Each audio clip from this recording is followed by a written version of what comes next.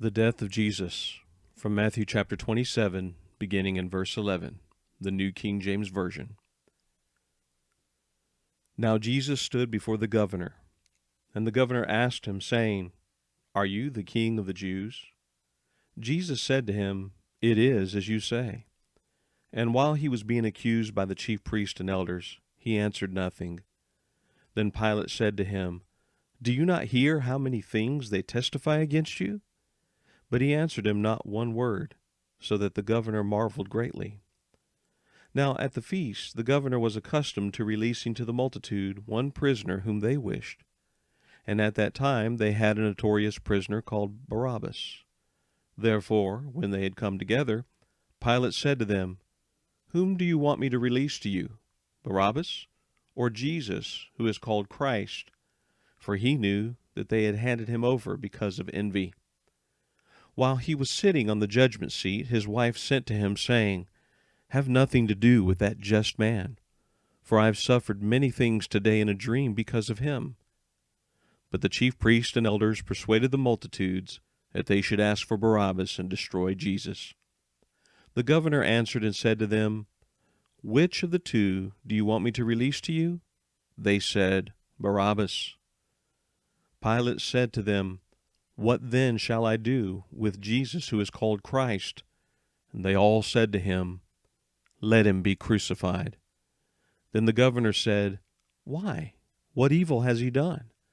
But they cried out all the more, saying, Let him be crucified.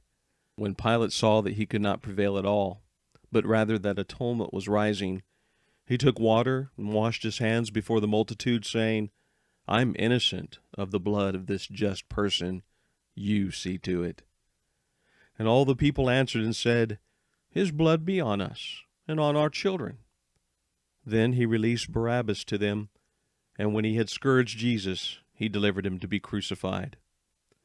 Then the soldiers of the governor took Jesus into the praetorium, and gathered the whole garrison around him.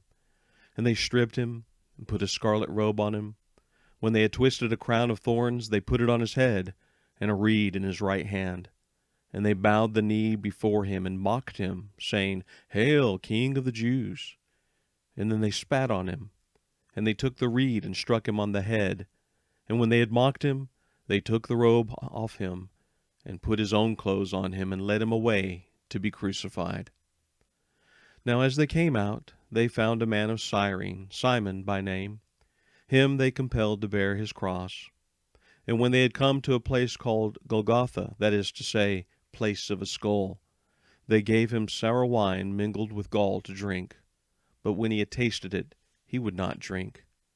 Then they crucified him, and divided his garments, casting lots, that it might be fulfilled, which was spoken by the prophet, They divided my garments among them, and for my clothing they cast lots. Sitting down, they kept watch over him there, and they put up over his head the accusation written against him, This is Jesus, the King of the Jews. Then 2 robbers were crucified with him, one on the right and another on the left. And those who passed by blasphemed him, wagging their heads, and saying, You who destroy the temple and build it in 3 days, save yourself. If you are the Son of God, come down from the cross. Likewise the chief priest also, mocking with the scribes and elders, said, He saved others. Himself he cannot save.